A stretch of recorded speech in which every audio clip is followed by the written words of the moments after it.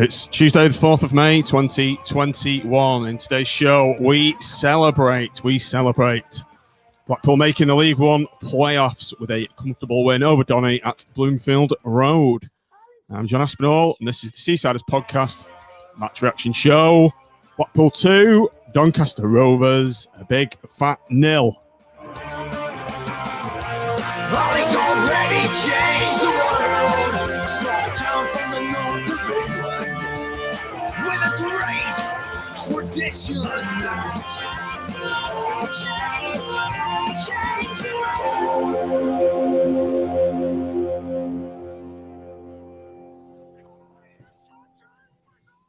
Welcome everybody to the Seasiders podcast match reaction show. Welcome everybody on the stream. Welcome Coach Critchley. We have done it. We have made the playoffs. Get in there, you beauty. Get in. How are we all feeling? Buzzing. I'm all right. Looks a bit gutted because he's just coming on the back of a 2-0 defeat at Bloomfield Road. You had a good game though, didn't you? Yeah, midfield. It was a bit, I was a bit pedestrian. I've got to be self-critical at times, haven't I? Really, but the lads around me were a bit piss poor, weren't they? Let's be honest. So it'd be a bit remiss of me. One of the first comments in the comments was what you're drinking. So I'm just going to crack this. Drink it in, boys. Drink it in. Cheers. Oh, God, that's good. That tastes good. So, who'd have thought 10 games into the season we'd be here, a game to go, in third place, cementing our place in the League One playoffs. Matt, you're shaking your head there. It's been quite a turnaround, hasn't it? It has, and that seems, I'm glad to say, an awful long time ago, doesn't it? And it'd be interesting to listen back to one or two pods around that time, wouldn't it, to see how critical or otherwise. I can remember saying, "Don't panic. There's no otherwise. It's a marathon, not a sprint. And well, we'll be fine." That's why I'm not. I'll be honest. That's why I'm not sort of in over celebratory mood at the moment. Come on, life's there to be celebrated. You celebrate. You got to grab these opportunities. I know, and I'm just being a miserable bugger. I know, but I think we've got a really good chance now. There's nothing to fear as we've taken points off everyone around us, and obviously the 6th place position isn't finalised just yet. But these lads look super confident. Guys are coming back in just at the right time, hopefully as well to give a little bit of a boost to the squad, and obviously the on the pitch stuff as well, obviously. And it is just a very good feeling. But you've just got to sort of just keep the reins back a little bit, haven't you? Because we've got Sunday to go. In terms of, we don't want any daft injuries or any suspension stuff like that. Let's get the game out of the way, and then let's just smash through these playoffs and get back to the Championship, which would be bloody marvellous, obviously. Tim, it's going to be hopefully an opportunity for your boy to shine. Given the fact we're in the playoffs, maybe he'll get a bit of game time, take the pressure off Messrs Yates and Sims. I think they kept Sims on a little bit towards the end to see if he could get his hat-trick, didn't they? And just going back to Matt and on where we perhaps felt after Ipswich and games like that when things were not clicking, that's putting it mildly. I think I'm just glad that Coach Critchley comes on here post-match and absorbs all the wisdom that we're able to share with him. As night follows day, there he is. Process very much in full effect. What a lovely evening. Cheers for the sport, lads. Even Tim. And you've got a kiss there, Tim, as well. There you go. In all honesty, I mean, the turnaround since, I think it was Ipswich, wasn't it, when we sort of hit pretty much rock bottom, is frankly incredible. And, whichever stats you look at, we're the best performing team in the league from that point onwards. And as much as we might decry the poor start and what impact that's had, to find ourselves in third place going into the final game of the season is beyond anybody's realistic expectation. It has to be. I don't think anybody, you can be as positive as you could possibly be. I don't think anybody would have said that at that point and really meant it. Well done, coach. Well done to Simon and the rest of the board for showing faith in Critchley and putting money up for him to make sure we've got the squad that we've got. And let's hope that we can. One thing, if nothing else, we're going to see a big game this season, or a lot of us will, which would be fantastic in the semi-finals. Great point. Yeah, so I wonder how many fans they're going to be letting in. But 4,000 at home is 4,000 at home. How many season ticket holders is there? 4,500. Four, I think. Just under, I think. So if anybody's got a spare, because mine was corporate and it didn't happen this season, so I've sorted plenty of people out with tickets over the years. So I'm calling the favours in, please. You might as well just miss another great semi-final night on a playoff night. You've got a good track record. I have. Hang on. That's true. No, in fact, listeners, viewers, don't give Nick one because he just gives them away once he's got them. Yeah. Just Very good point. Tickets for the playoffs. All right. He's like one of those guys you see outside of Old Trafford. You got any spares? Spares, mate. They'll be like gold dust, won't they? Tickets for the final as well. Yeah. No. I've just booked my tentative premiere in room for Wembley. Mr. Contrary, after absolutely. Hang on a minute. Slaughtered me for even discussing the prospect but we're there of there now, might be Tim. fans We're in there. the game, We're there. and then you're booking rooms at Wembley. What's all that about? It's a no-brainer. You can cancel it. Sean, the accredited sports journalist, has just used his journalistic talents to report that the players have gone outside to celebrate with the fans. There's a few fans outside Bloomfield Road, and they all stood up and clapped, and Yates has just piled in with them. Please, God, let that be true. With a tangerine boiler suit on. Excellent. Yeah, it'll be one night out, won't it, on May the 30th if we're out with Jerry. That's for sure. It'll be a wild one. He looks demented on that video, doesn't he? You know, the boiler suit on.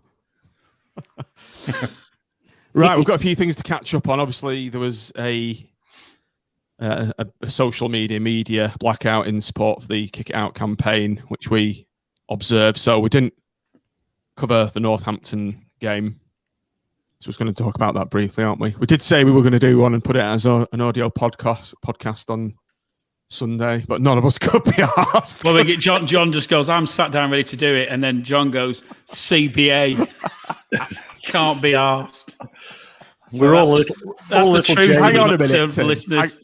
Hang on a minute. These two as well. Don't just pin it all on me.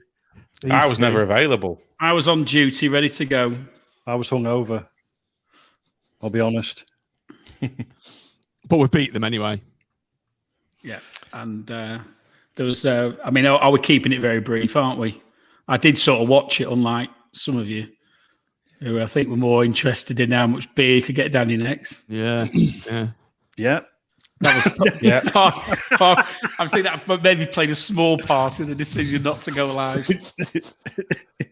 Well, we deserve a break, don't we? Yeah. You know? Yeah. It's a bank holiday. You don't have to work bank holidays, do you? Well, David Wallace just said the club have just posted a clip of Jerry Yates with the fans breaking COVID restrictions. Yeah, probably. So what? We've all had our jabs. Well, those of a certain vintage have anyway.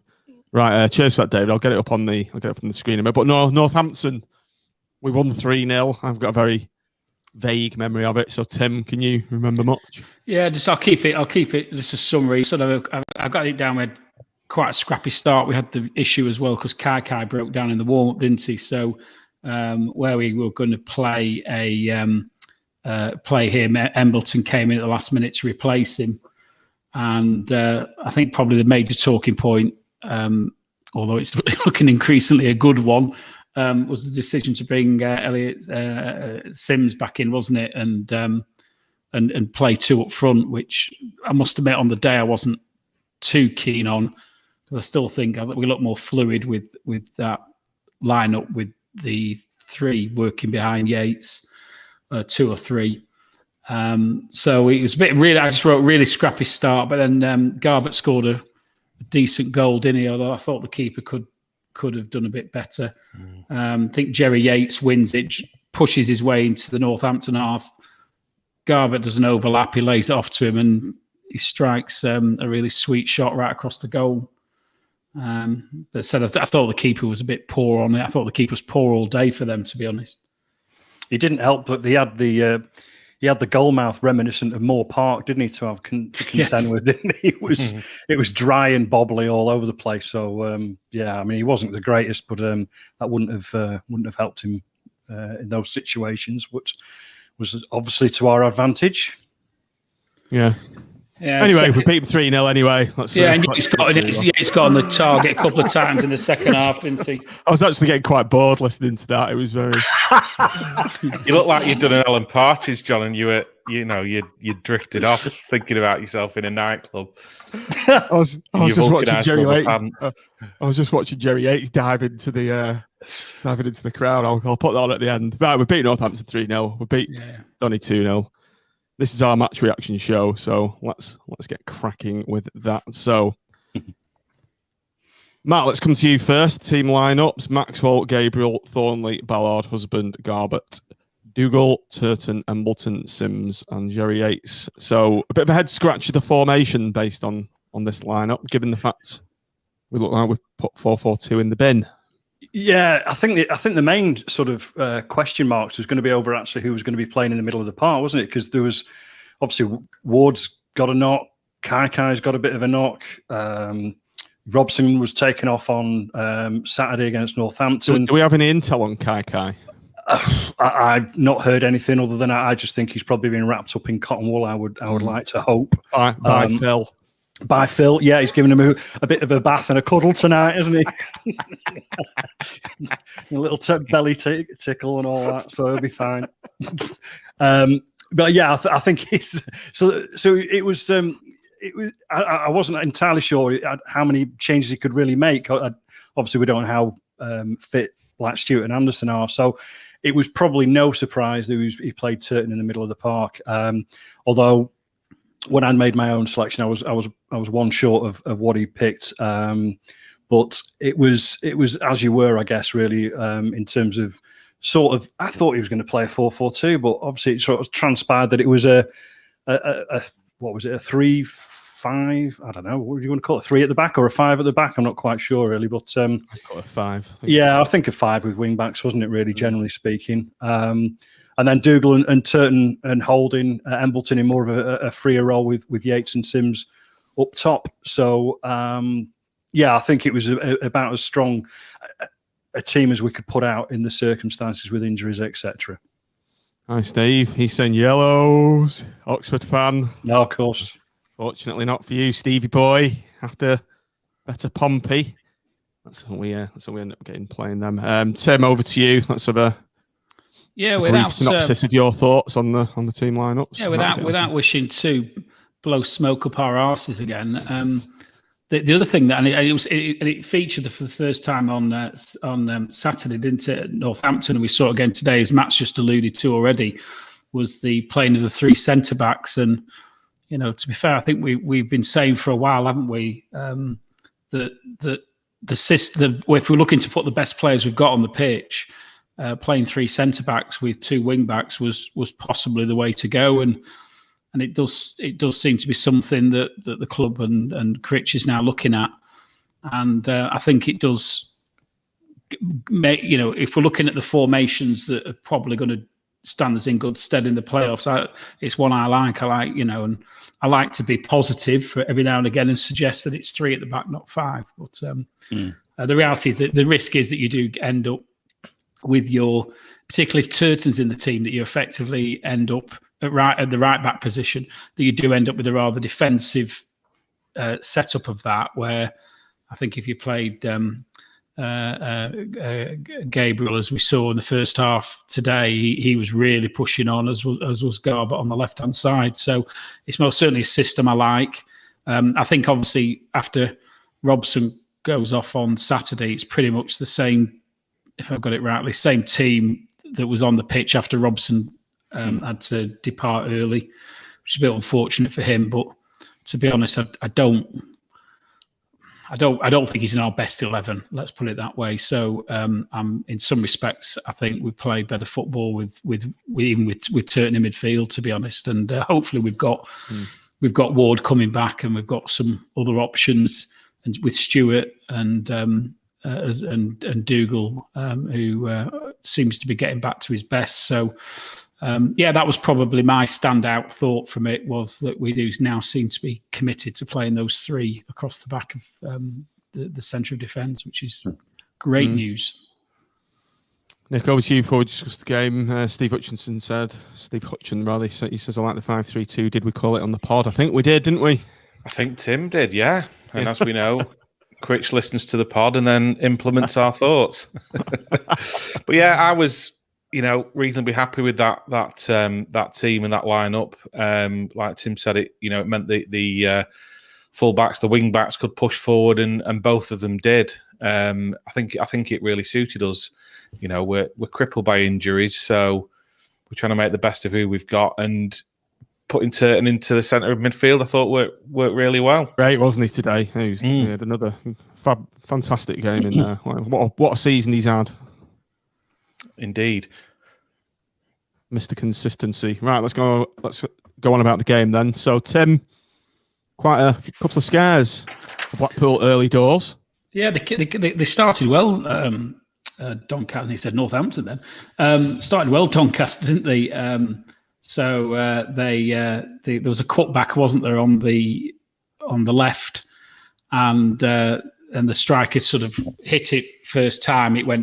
But he wasn't on target. But it sort of it seemed to eventually shake us out our complacency, because we just seemed to have this really sluggish start. Because we'll talk more about Sims, no doubt. But the first touch he had was a very poor one, and it just seemed to set the tempo for that first few minutes. And I thought, oh God, we're going to be struggling here, and we're not going to get into the flow of the game. Like when we've played Shrewsbury and when we've played a couple of other teams, and the likes of Aki and whatever, and Rochdale. So after the first few minutes, I was a bit concerned we were going to see a replay of one of those. But as the game went on, I think we, as we'll go on to talk about, we improved dramatically, and certain players probably played as good in a tangerine shirt as I've seen them play so far. So shaky start, and Yates. I think on the 3rd minute, Yates did win that free kick, and Garbutt, to be fair to him, had a decent shot, didn't he? That keeper palmed away. Yeah, I'd have liked to have seen that with a bit more dip in it. He does get these shots up and down. It was just it was a nice height for the keeper just to save it, but a decent effort nonetheless. Yeah, like Tim said, it was a bit of a shaky start, wasn't it? I think Embleton particularly given a couple of silly fouls away, a free kick that led to that first sort of chance for them that Garbutt had to head away. And then the free kick, maybe just it was a decent height for the keeper, wasn't it? He got a bit of whip on it, but could have just done with being maybe a foot or so higher, and could have ended up in the top corner. But I thought as the game went on, we just settled down a bit. It wasn't free-flowing, brilliant football, but we got more and more into it as the game went on. And I thought Sims particularly, as we'll come to talk about, I just thought he got better and better with every touch. Matt, so we did, as Nick's just alluded to there, we did sort of come into the game and we looked comfortable, I think, from sort of 20 minutes on, and we've scored 2 minutes after this period where we're looking a bit more controlled. Talk us through the goal. Yeah, so I put that it was quite lively for both teams. Actually, I think the pitch sort of helped. Had a bit of a greasy top on it. It was kind of the mirror opposite to that Northampton. It was exactly, yeah. So I think that helped in terms of once we got our sort of foot in. Literally, I think it was good for us more than them perhaps. But yeah, the goal itself, from what I recall, they sort of pumped it forward. Garbutt won a header, which then Yates won his battle, as it were, flicked it on, and Sims was basically through on goal. And although the keeper got a left boot to it, I think it was, obviously it sort of just ricocheted up and over, and it was relief and joy at the same time, really. And although there was no sort of pressure from either side, quite frankly, I don't think there was other than the Garbutt effort we mentioned earlier. I don't remember any other saves, particularly in that first 15, 20 minutes. But it just sort of settled us down again, didn't it? And it was just what we needed. When you need a point, obviously it's best to win the game comfortably and not have to worry about 85th minute onwards and panic stations. And Sims has, he's had his critics as well as his praises over the last few weeks. But a lot of us forget, just because he's 6'4", that he's only 20 years old and he's probably played 15, 13 games. So, he's done really well. And whether we play a 2 up front or he comes and does some other job with maybe just 1 up front while Yates is starting, perhaps he's actually proved invaluable, because obviously with Medine being out for so long, without him chipping in as he has done, we'd be absolutely screwed, I think. So, fair play to him for taking that and giving us a lead. Tim, a decent bit of play from Jerry Yates, proving that he can also make goals as well as score them. It was a nice flick on, wasn't it? It was, and to be fair, it was a good, strong header from Garbutt as well to get it up to him. And it was a decent flick on, and it's good to see them actually. I sometimes worry that Yates and Sims don't really play off each other in the same way as Yates and Medine would do. But I think tonight they have, haven't they? And I like the way that that Sims arced his run when he got through as well, and he looked extremely confident tonight. But yeah, Yates was instrumental in that goal. Just to slightly bring it back down to reality, we almost conceded straight from the kickoff, which is we do need to be switched on in those scenarios. And 6 inches further forward, and Maxwell could have been in trouble, couldn't he? Because he must have been right on the edge, and luckily he was switched on. To be honest, I thought Ballard in the first 15-20 minutes was a bit wasteful in possession. In fact, I think there was one where he gave the ball straight away, and then he was completely out of position as a result. And then there was a second occasion further on where Martz, just after the goal, where he made another mistake, where he'd gone out thinking he could get the ball, but he'd misjudged it. And again, he ended up out of possession. And both of those against better teams could have been, we could have been punished. So it was a strange. I mean, to be honest, I thought all the way through the game they actually had quite a few chances, but were absolutely dreadful in front of goal. I think when you have a striker up front called a Canabire, maybe it was just That's my next gag. That was my next gag. Yeah, I just put hops were high, but it all fell a little bit flat. Oh, bum. Deserves that, Matt. And he got injured, didn't he? Which he'll have been bitter about. Oh.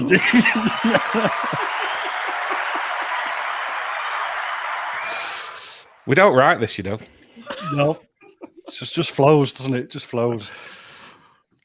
But just going back to the Maxwell one, though, I think he realised, didn't he? Because he dropped it on the edge of the area when he picked it up first of all. And it'd be interesting to see, because you don't get the replay or the angle of it, do you? But what do you think? Do you think he's picked it up outside the area and then just dropped it because he knows he's outside? I don't know. I think he was just on, but he kind of looked down, didn't he? And had a moment, and we'd have been in trouble though.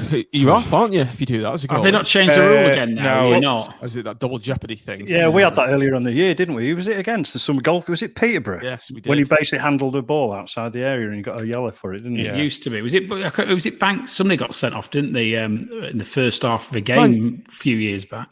Not Banks. Mind you, if you just get, it's just a booking and a. It's just a yellow now. Yeah. Is it just a yellow and a free kick? Yeah. Can I mention before we go any further as well about iFollow? How many times, I've made it down here, underlined it, so I should have mentioned it before. How many times are they going to do replays when the game's going on? It was the Northampton game was terrible for it. They did it again. I mean, they'd done a replay. It was Garbutt's free kick, the one in the 3rd minute. They'd done a replay, and then they did a second replay of it while the game's going on. And you're thinking, what the F? They're just absolute muppets, aren't they? Phil Barnes it was. So remember, Phil Barnes got sent off for it. Dave Jenkins just put it in the chat. It was, and it was even the first. I think it was in about the first 15 minutes. So we had to play the rest of the game with a substitute keeper in. He used to live next door with Tommy Ashen as well. Nobody lived next door to you. Yeah. Oh, so it was Squad House. Yeah. I think that's what they called it anyway. Were they all kicking it up in the back garden with the girlfriends? Yeah. Blackpool players are drawn to live next door to Matt, aren't they? It is, yeah. And his parents. It is a weird phenomenon. I hope we have Jerry Yates living next door. He'll live on my road. He might live on Tim's road. I'm going to say I'm too old for him to be living next door to me. No one beats your almost next door neighbour, do they, Tim?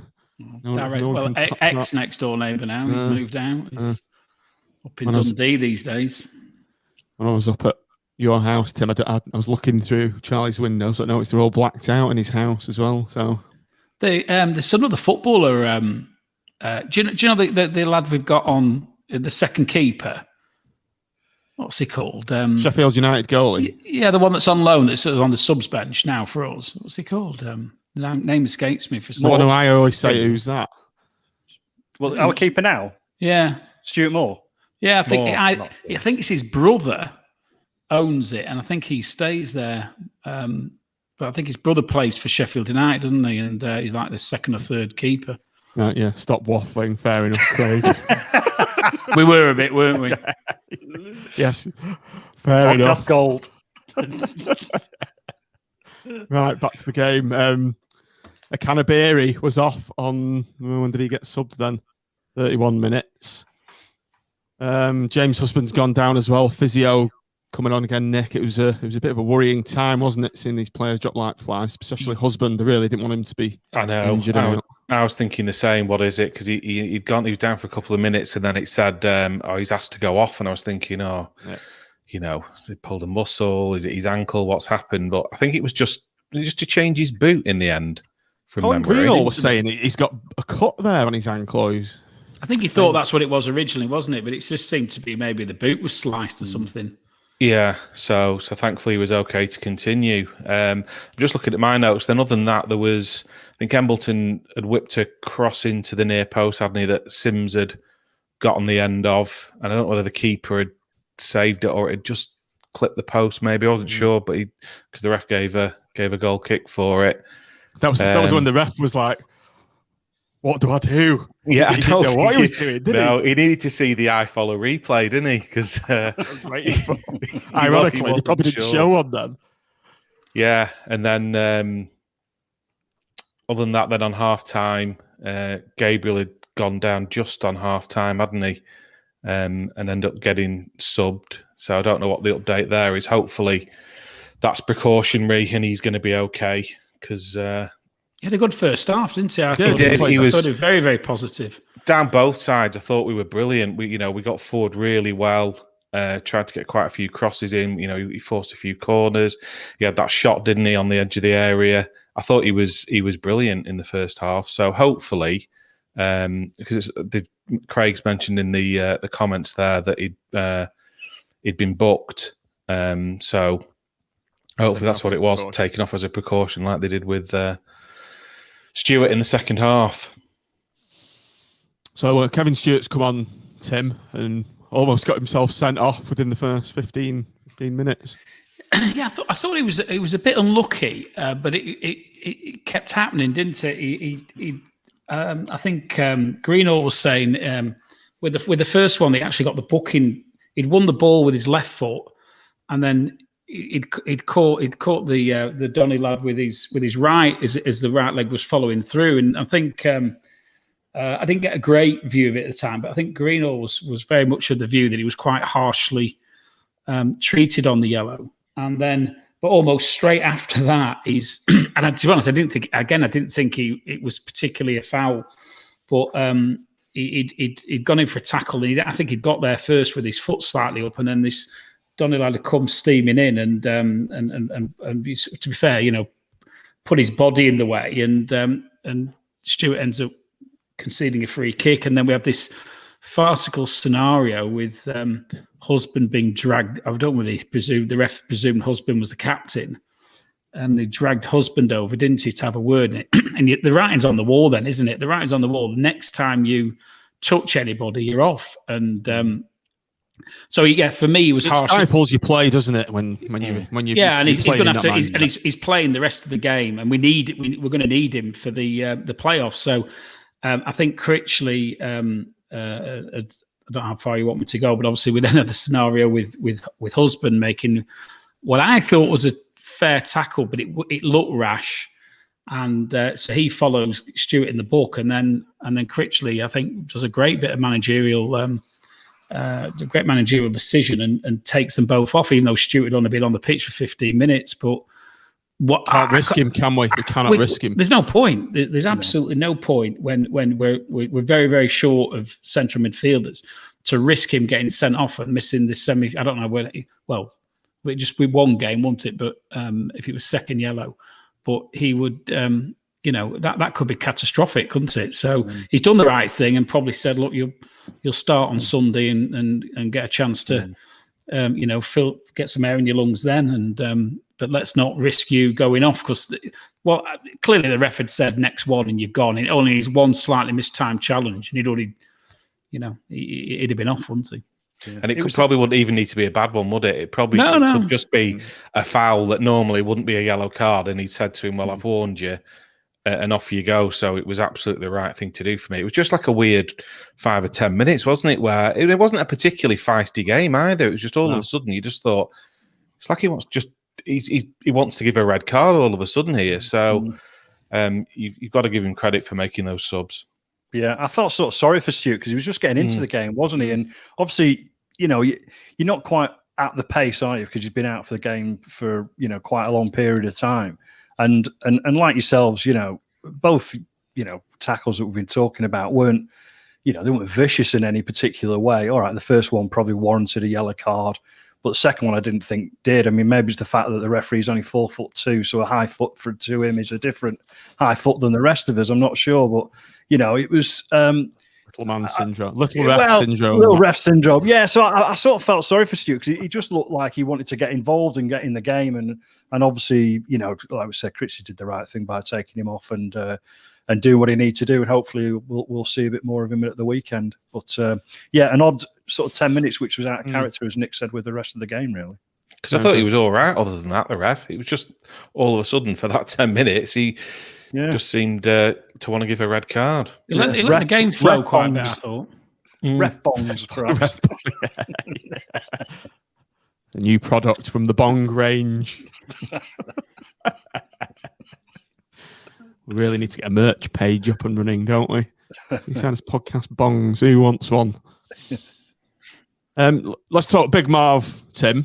Great to see him coming on 63 minutes, as the terminology you used to get some air in his lungs, so he's got a good half an hour to get back up to speed. And I think it wouldn't surprise me to see him start on Sunday, I should say, or at least getting at least another half a game. I think it's important now to make sure that we've got as many options available and players we might need a given game time. And so I think we will see a little bit of rotation on Sunday within the confines of.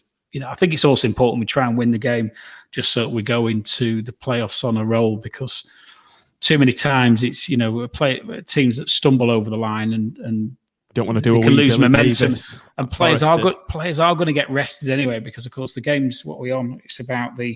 It'll be about the 8th or the 9th or the 10th, but the games aren't until for about 10 days, are they? So I think it's a week the following Tuesday, Wednesday. So there is an opportunity for a break anyway. But before we go on to too much, we must go back actually, because a player I don't give enough credit to, 50 minutes, Ballard plays Sims in, and he cuts in on the left, if you remember, and really deserved the goal. Didn't want it to go by without mentioning it. And to be fair, their defender blocked it really well with his head on the line, didn't he? Because Sims had gone right at the top left corner. And I think he should have got that shot away a bit earlier, Tim. I think he laboured over that chance. He did well to get in a good position. He should have get your shot away quick. Maybe look to send it back the way it come into the right bottom corner or something. But listen, he was on fire in the second half. To be fair to him, was Sims, and that sort of set the benchmark for his second half performance. I think that the move. I think it was the movement and the confidence he showed to really go at the defence. I've often been critical of this side for playing square and playing it safe, and there was a few times tonight. And he was one of the ones doing it, and he was prepared to take the game to the opposition. And I think partially it was because they could see that Doncaster were there for the taking. But he impressed me when he did that. And Marv, along with Marv, we had Keshi come on, and I thought the 30 minutes that Keshi played, for bearing in mind how long he's been out, was absolutely exceptional. I thought he looked sharp, didn't he? He was up to speed straight away. He played Yates, didn't he? He took us, he took Yates right, and you could see that connection straight away between those two, and but I thought it was good. And Sims fit in with that really well between him and Yates and Keshi pushing forward, and while Embleton was a bit off with his game in the first half, I thought he, in patches, I think he would have probably been pulled after 60 minutes had it not been for the decision to yank Husband and Stewart off. I think he would have made way, but I thought there was some good stuff going on, and there was some slightly unpredictable play, which is what you want. You want your teams to give the other team guessing, not play this boring balls from left to right that I was quite critical of a few games ago. So credit where credit's due. I think to be fair as well. Sorry, John. Their keepers made a couple of decent saves in the second half as well. It could have been 3 or 4 quite easily. Really, there's the shot from Garbutt, wasn't it, from outside the area that he made a great save from. The one from Yates where Keshi played him in. So, although you probably describe it as a comfortable win, it could have been a couple more, but for their keeper, to be fair. Definitely. Young lad as well, wasn't he? Yeah. I mean, I'll just go back to Keshi Anderson. I mentioned it way back when, I don't know when, but I sort of saw him as possibly Embleton's replacement, if you will. I'm sure I've mentioned that in the pod before, in terms of I can see him playing behind, Yates or Sims or both. And I think that's probably where his best position is. I just hope that, it's difficult to know what the situation is with injuries, isn't it? Obviously, we don't see anything like that. And whether he's going to be, and we don't know the situation with Embleton entirely in terms of his loan situation.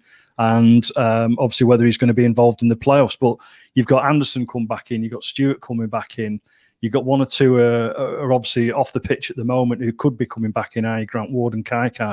And all these lads now will want to get back involved as quickly as possible, so they can be in what I think in probably all of their careers pretty much are going to be the biggest 2-3 games of their lives. So, it all really bodes well from a coach's perspective that he's going to be having players literally banging down the door wanting to get involved. So it's really good. We're missing CJ, we're missing Virtue, we're missing Medine, and it's just incredible how we've performed, given the fact we've had all these massive. What's his name? Stewart. He's been out for a while, and it's just great that we've weathered this injury storm so well. It's a credit to Simon Sadler for building such a strong squad. I was going to say that, and I know we've talked about the lack of sort of maybe attacking options in the past, particularly because we've just been left with Sims and Yates for half a season or whatever it's been. But at the end of the day, there's what I don't know what we've got on the books, 32 players or something daft like that. I think we've played 32 players this season. I think there's 32 played. So yeah. I think so. Phil put that in the chat, didn't he, if I remember right? So you compare that to, let's say, your average League One side, and that is just like, it could be almost 100% more than, say, Accrington Stanley have got. I don't know, but it's because of that commitment from Simon Sadler that we've got this opportunity now, definitely. I mean, you cite Accrington there, Matt. They were going great guns, really pushing hard in the top 6 until their injury list hit and they've dropped like a stone, whereas we've got cover in every single position. Yeah, that's right. And also, it's not just covering every single position. We're lucky that we've got, let's go back to Ollie Turton. We've got somebody there who can play in, 3-4 positions this season. And James Husband's done a similar job. He's played in 2 or 3, and Luke Garbutt's played in a couple, and the list goes on, doesn't it? And Thornley, exactly. out the door, probably within a week of being sold. And he's played a key part, hasn't he, in the latter stage of the season? So yeah, exactly. And credit to Jordan Thornley particularly, because he's not. Let's be honest, he's not podcast favourite number 4 in the squad, is he? But he is obviously a thorough professional. He's got on with his job. He's not listened to the noise that he might hear from us or anybody else for that matter. He's got on. He's stuck with it, and fair play to him. Now he's got, like I said earlier, he's one of those that you would like to think would probably have one of the better chances to play in a playoff semi-final. If, as we expect, Big Marv starts against the Bristol Rovers, comes through unscathed 90 minutes, it's going to be a tough decision for Critch to make in the playoffs, isn't it? Who's going to be playing centre half? That assumes that Grettison's not back as well. Do we think he's out? I don't know. Has there been any update?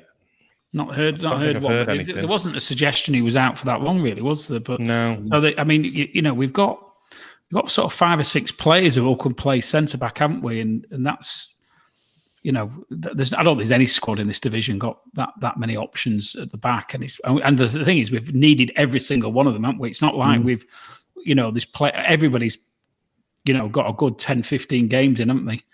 And that's I just want to endorse what you said, John. I think it's the fact that we've been able to create cover for every single position. I think probably the centre midfield is where we're probably a little bit weaker. But then again, obviously, if we'd had Virtue, then we wouldn't have been. We've lost Virtue, but Ward and Stewart, and we've got Ward, Stewart, Dougal. We have got that cover there, haven't we? To be fair. Yeah, I think what we have missed. Sorry, John. We'll move on. That's right. I think the one thing we have missed from midfield, which we'll all agree on, I'm sure, is just goals. And a bit of creativity. I mean, Ward and Dougal have been great for us, and we've seen flashes of Kevin Stewart and 1 or 2 other players in there, but ultimately we haven't had. You look at the teams that have got promoted, and they've got midfielders who, Honeyman and Smodics and these sort of players, where they score between 8 and 15 goals in a season. And, let's be honest, we barely get 8 or 15 shots out of Ward and Dougal all season. So that's the difference between the top 2 and probably the rest of us who are following behind. But, we can't complain that much, really, can we? No. All without Grant Ward as well. Sorry, John. Just saying, this is all without Grant Ward. Yeah. It's a testament to the quality of the squad that you forget about all this quality that we've got waiting in the wings. Yep. Let's hope they don't wait in the wings too long, these lads. I think they'll all be, like I said, they'll be chomping at the bit. They'll want to get involved on Sunday and just prove a point and really, make it a very difficult decision for Critchley and Calderwood come the 18th or whenever it is. Nice problems to have. Okay, back to the game. 73 minutes. I've noted down Maxwell scampered across his goal to push a head away from Josh Sims. Maxwell's got a way of making quite difficult saves look easy.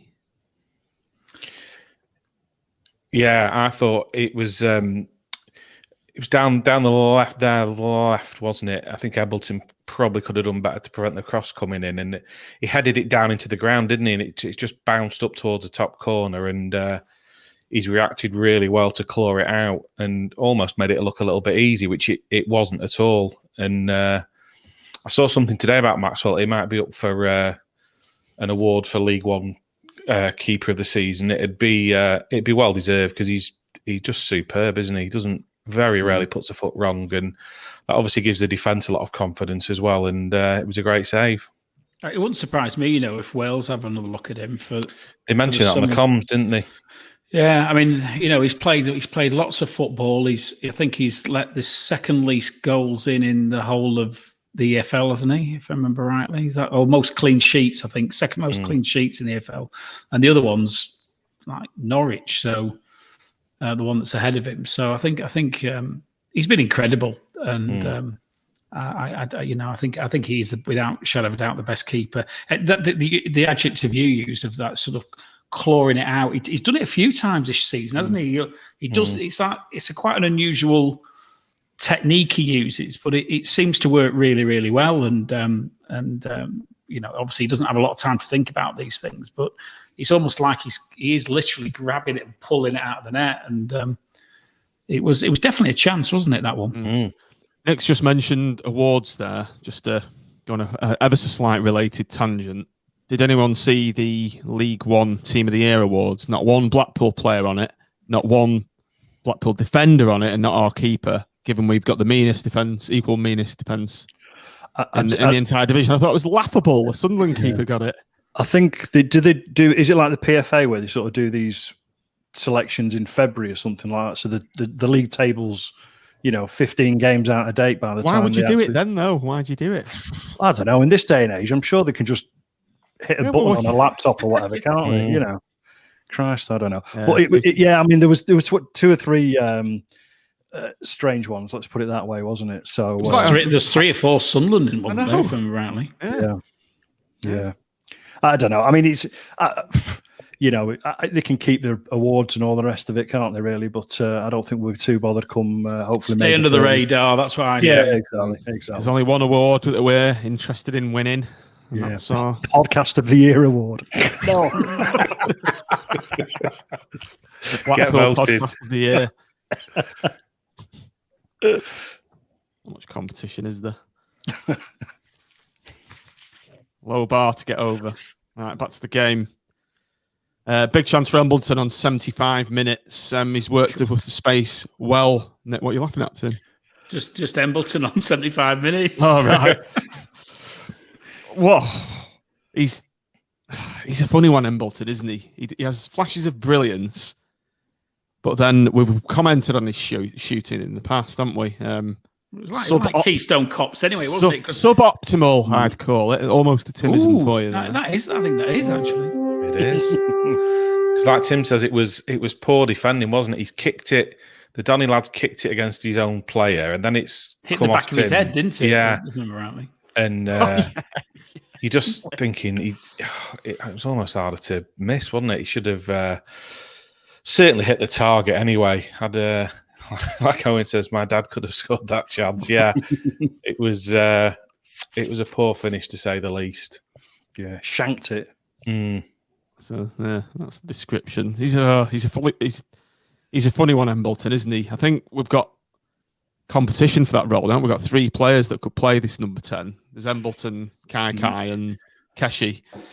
Again, I think for the end of the season, I would have thought Sunderland will be recalling him. I'm not sure they'd let him play in the playoffs. I wouldn't have thought, but we'll see. I don't know what the rules are about that. Whether your loan spells until obviously I can appreciate they're not allowing you to play against your own team. Yeah. If you remember rightly, when DJ played for us in 2010, Leicester were in the playoff semis, and he was allowed to play, wasn't he? It's only because they got knocked out, though, didn't they? Do you remember the? Yeah, but he played in the semi when they were in the other semi.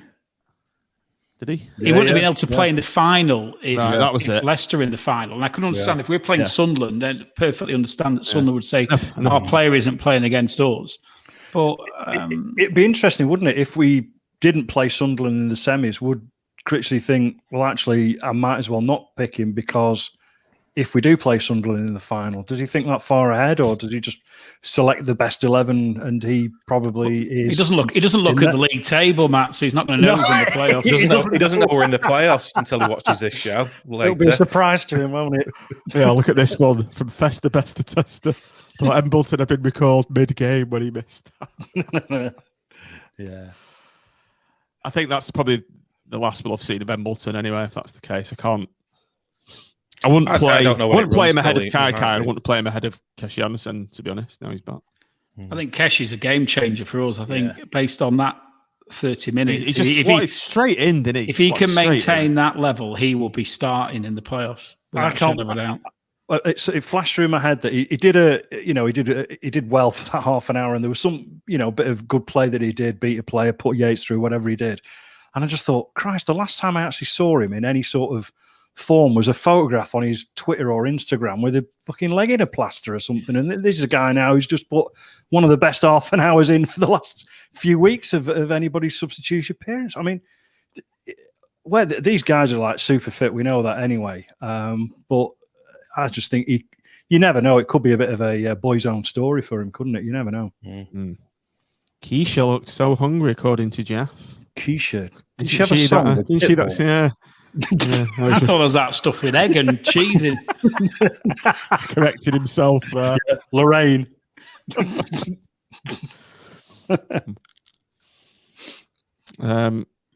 Matt's just said he looked like he did in pre-season. Mitch, Steve Hutchinson, Keshi was brilliant. Didn't expect to see him again this season. Yeah, it's like having a new player at just the right time.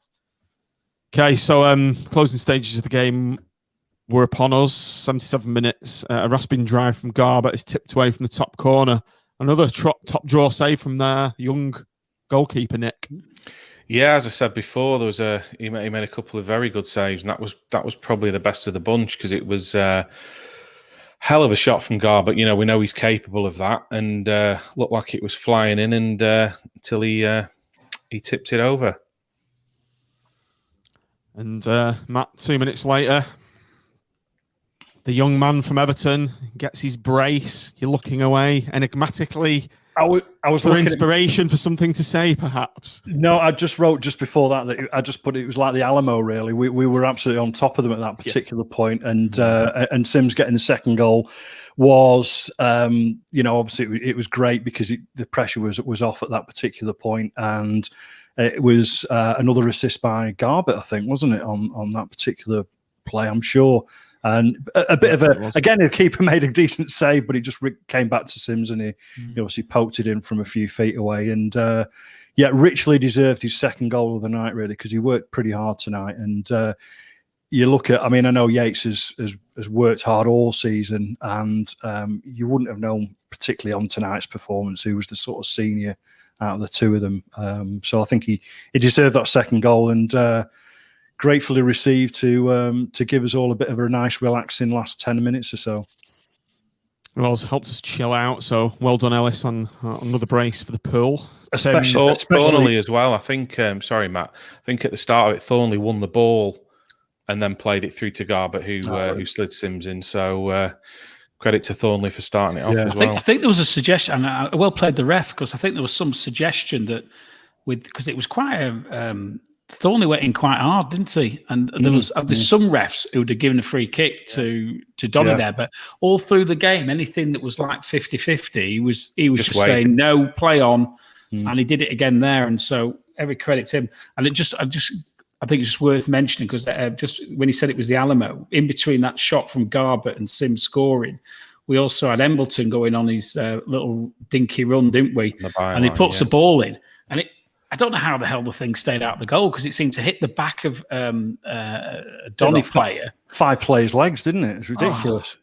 So it was good to see us really sort of exert some pressure, and then finally for that goal to go in, because you're always concerned that they're going to do the what happened to us on a few occasions where they go down the other end and pick our pockets and get the draw, and I think it's quite important that we do go into this last phase, hopefully, as the top dogs in the playoffs and the form team, and it'd been a bit disappointing if we'd ended up dropping points unnecessarily.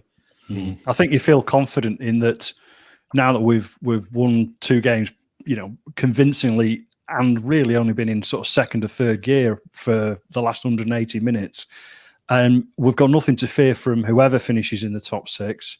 Lincoln have seemingly got battered tonight. I know Charlton needed to win. Sunderland have been inconsistent over the last 2 months. We don't know who's going to finish 6th yet, obviously. But, nobody will want to play us. It's as simple as that. And I think the lads will be very confident. And, touch wood, we can do it. But, I just think you don't want to be I don't want to be overconfident. I'm a bit of a half glass empty sort of person. Everyone knows that about me. And you've just got to be mindful of overconfidence, I guess, really. But I think with Critchley and Calderwood in charge, I think that's where they'll potentially earn their corn in the next few weeks. When we get to the playoffs, historically, sometimes we tend to coming on the blind side, aren't we? We're 7th coming into the final game of the season, so it's a nice position to be in. The fact that they've actually made it, but as Tim said earlier, we have got the momentum as well. Whereas normally teams that are in the playoffs for weeks and weeks and weeks and weeks and weeks, they've sometimes just missed out on second, haven't they? But there's no suggestion in the way we've approached the running that we were ever realistically going to get second, and so there can't be any disappointment, can there? Where Sunderland, I think, might feel that 4 or 5 weeks ago the opportunity was there for them to take second place, and so their fans might be a little bit disappointed they're even in the playoffs in the first place. So, but I see it as a positive, and that we've come from where we've come to where we are, and it's been an upward trajectory pretty much all the way from the end of October, isn't it? Yeah. Okay, league table. We're now sitting in 3rd position, our highest position of the season, on 77 points. Only 7 behind Peterborough. That looks great reading, and look at those 3 green wins. Win. With the form team in these playoffs. Yeah. I mean, like we said before, normally the form team usually comes in from 8th into 6th, doesn't it? But we're in there because we've been the form team since bloody December or something, haven't we? So, although Oxford have got 4 out of 5 there, haven't they? Yeah. I'm only talking last 3 games to suit the narrative. Okay, so let's assume we're beating Bristol Rovers, which it's more than likely. And wouldn't it be great to beat Joey Barton as well at Bloomfield Road?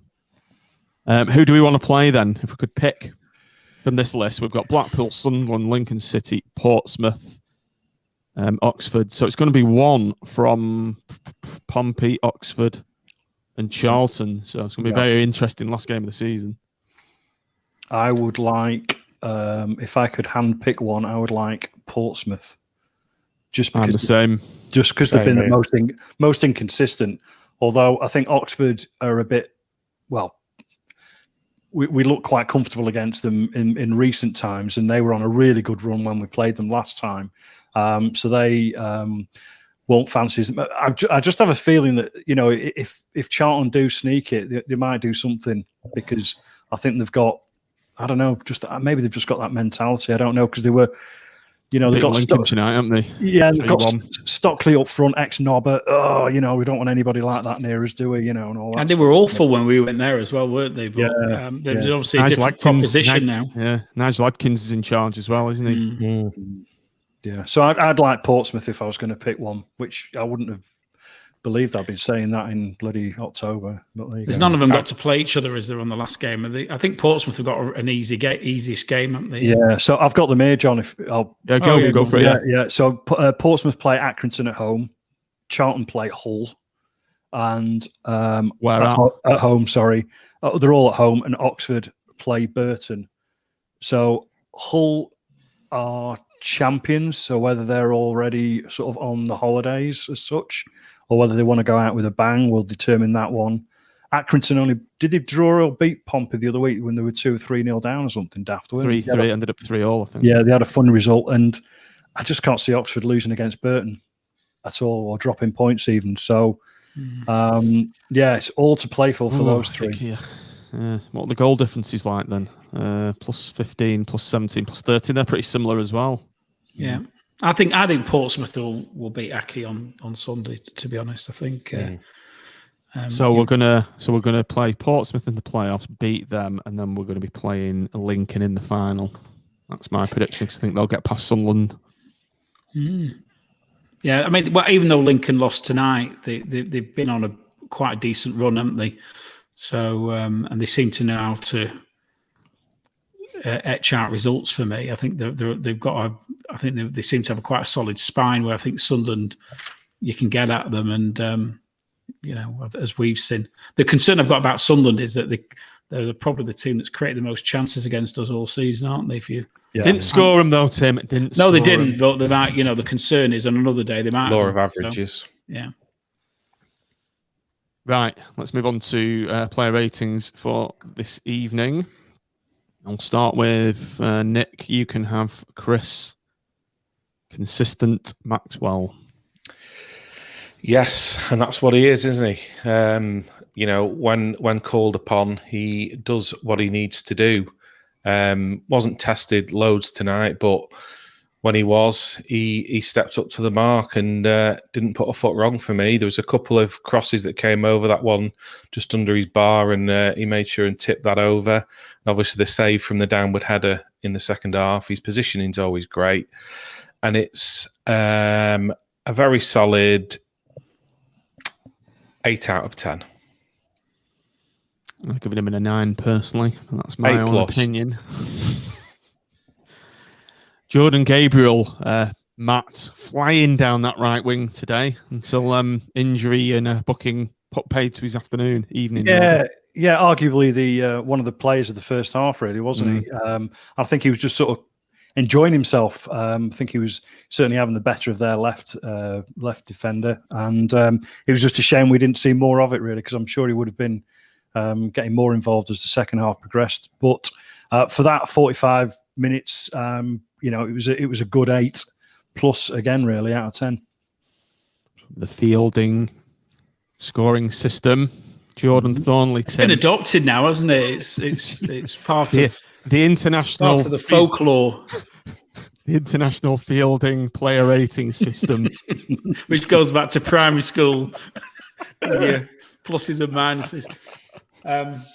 I thought Jordan had a good game today, a good solid game. I thought he was putting his foot in there and winning the tackles. And I think Ballard, he was the standout centre half. Yeah, I think so. I think I think as I mentioned before, I won't take too much thunder away from the Ballard one, but Ballard made a couple of mistakes for me. But equally, I thought he probably pushed the ball into the opposition half a little bit more than Thornley did. But the best thing I can say about Jordan is I think he's in the team, and it's his place to lose, basically. So because I think he gives us some really good balance with on that left hand side of the three, assuming we stick with it. I'm going to go for it. I think it's another 8+. I think it's a great performance by him tonight. I think it's very pleased for him. His centre half partner Dan Ballard, Nick.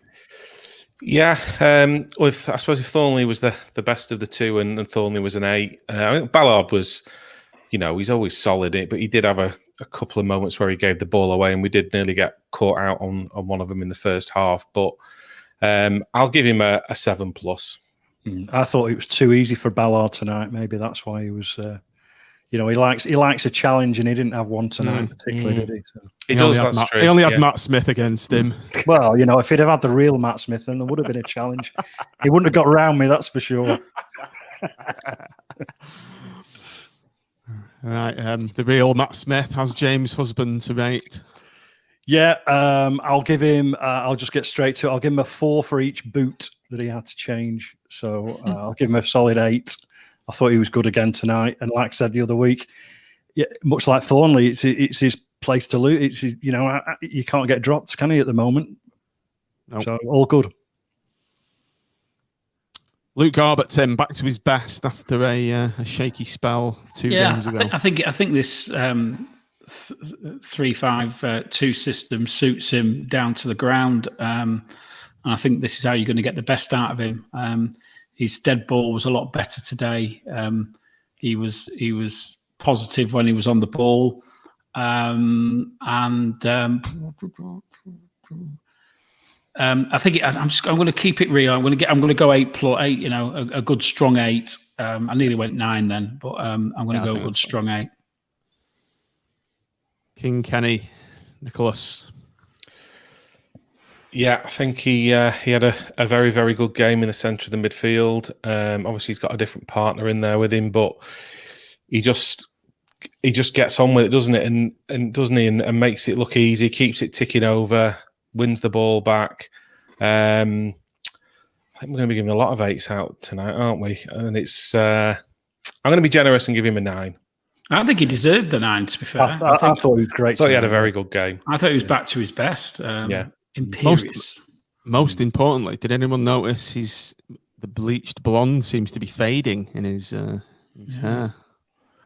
I don't know. It's because it was just wet. I don't know whether because it was absolutely chucking it down out there, wasn't it?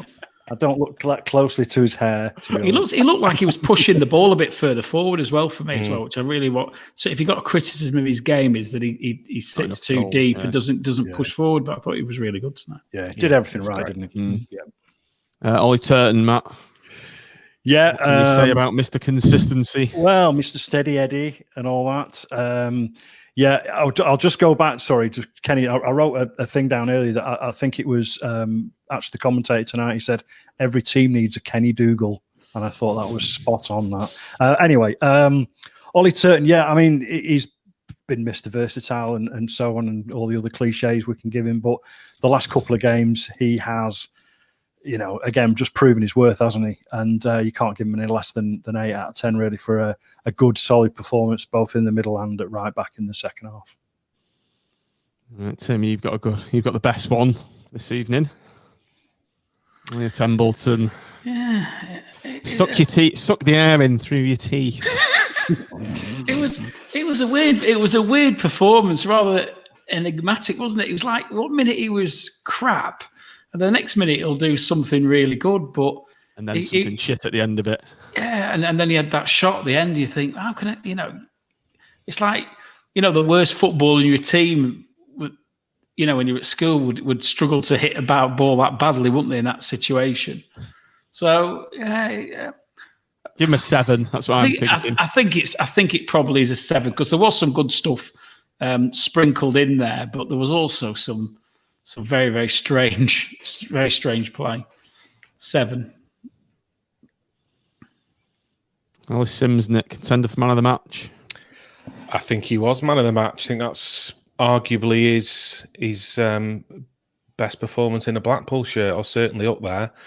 I thought as the game went on, he just grew in confidence, put himself about. Probably could have had another goal. He was just a bit unlucky on that one where Embleton had done well and whipped it into the near post. But finished both his goals, particularly the first one where he had a lot of time to think about it and took it well. I expected him to miss that, if I'm being honest. I did as well, to be honest. It was Jerry Yates. I'd have probably just been thinking, right, it's in the back of the net. But obviously the keeper got a touch to it, but he managed to finish and, got in a good position. It was the run, actually. So we just forgot to, it's the way he arced his run. It was an intelligent bit of forward play. Yeah, and when we play to his strengths, on side. Yeah, we get performances like tonight rather than, when we're in a 4-4-2 and we're hoofing it up to him with his back to goal 20 yards from goal, which isn't his strength. And I thought tonight he was brilliant. He made some great runs, put himself about, and I'm going to give him... I'm going to go 10 out of 10.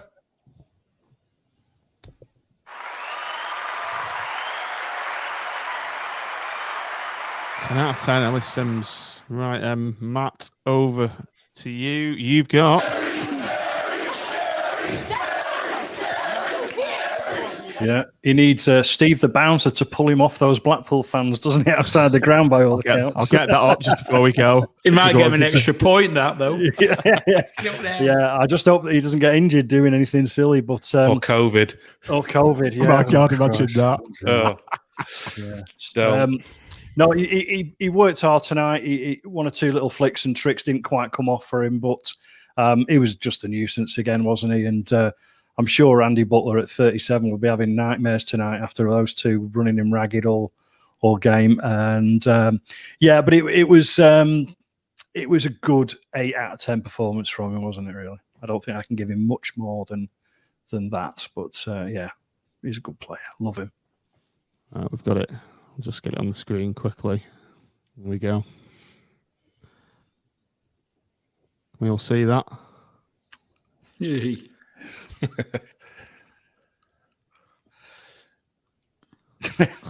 he is outside the West. Oh, at least he's kept his. Oh no, he has turned around. I was going to say at least he's kept facing away from them. Good stuff. That's great. You can imagine Critchley looking through the window going, for Fox. He's gonna love it when the fans are backing into. He'll be the type who'll be like coming into the stands when he scores and stuff. one thing I did put on our chat group today was I'm sick to death of watching games sat in my front room. Even though we've won today, we've won 2-0. I don't know, it was a bit flat, even though we've made the playoffs. It's been difficult all year, hasn't it? Let's be honest. I mean, even the best games have, I haven't really sort of, I can't jump on the curtains or anything, can I? It's not the same as jumping on your mate or whatever you do at the ground and stuff like that. It's different because, in my house, nobody else likes football. So I'm sort of stuck, So I just can't wait to get back. And, God willing, we get this opportunity now in the playoff semis to be there, or at least 3 out of 4 of us on this show will. And now listen, even if we can't go to the away time, we don't know what the score's going to be there. There's talk of maybe 500 being allowed to go into some of them, but although that then detracts from how many home fans can go. But we've got the opportunity to watch it in the pub, haven't we, as well, to look forward to for the away semi. That's true. I can imagine the Armfield tables will be at premium. It's the Armfield the way, I mean, even it's the next best thing, I suppose, in the circumstances, isn't it? To have that ability, hopefully, to to watch it in a pub with your mates, or even just have more of you around, in your house or whatever. Yeah. But it's just been, very, very weird, and God willing, we'll never have to repeat this Cyprus season again, really, at least off the pitch. Right, just before we go, rate the manager. Tim Critcher's performed another masterclass today, really, given the resources he's had available to him. Yeah, I think the 2 things stand out. One is that he's adopted the podcast favoured system, which most certainly gives him an extra point in my book, anyway. So I think there's 3 centre backs is in all seriousness is the way for us to play. I think it gives us the best out of Gar, but I just don't think he's the conundrum he's going to have is what he does with Turton, because I don't think Turton's in our best midfield, and I don't think Turton's the right back to play in that system. So that'll be his conundrum, and it would be quite harsh on Turton if he missed out on a place at this stage of the season, because he has. Harsh. Well, it would be, but that's good. That's going to be his conundrum, and that's where managers earn the crust, isn't it? The second thing is, I have to say, I think the decision to substitute both Husband and Stewart was a superb one, and quite a brave one, because Stewart's a senior pro, and going on at half time and then being hooked after 15 minutes is not something you normally see, and I think he deserves a little bit of kudos for doing that. And I'm sure he'll square it with Stewart, and I'm sure Stewart will understand why he's done it for his benefit more and as much as the team's. So I'm going to give him a 9+ for tonight.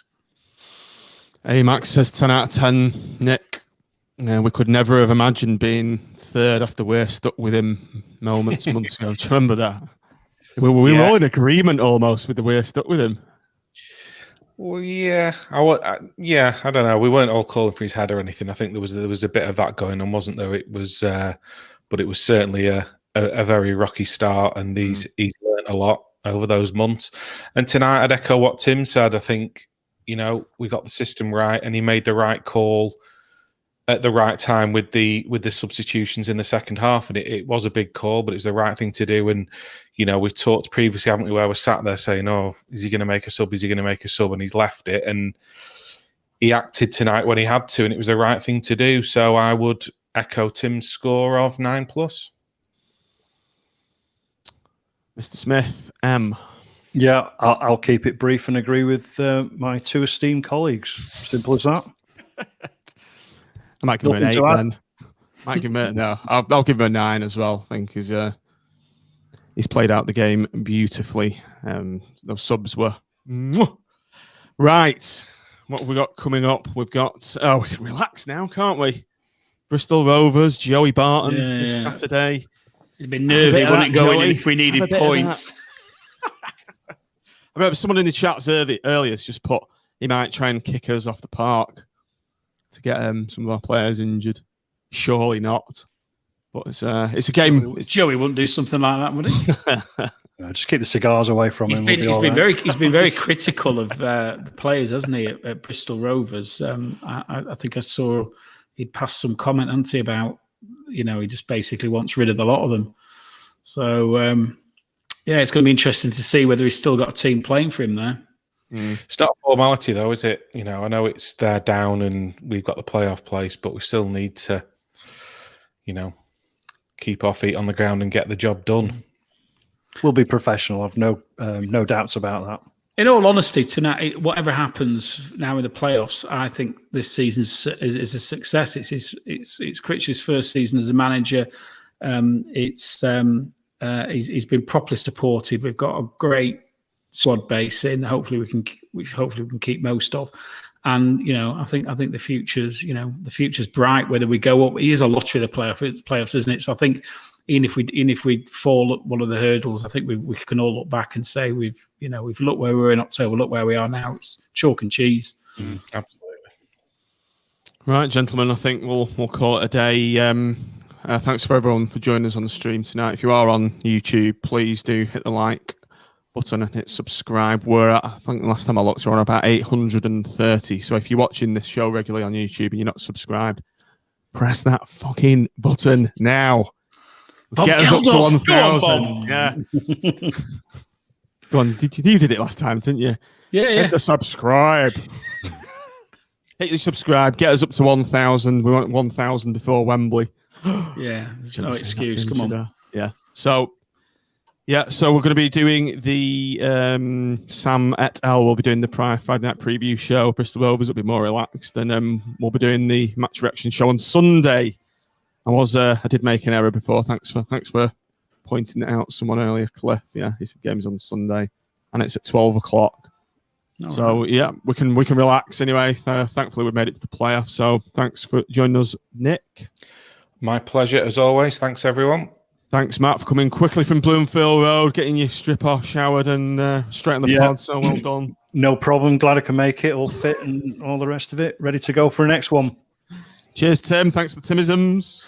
Thank you. Looking forward to the running now. And come on. Come on, the pool. Up the pool. Thanks for joining us. Up the pool.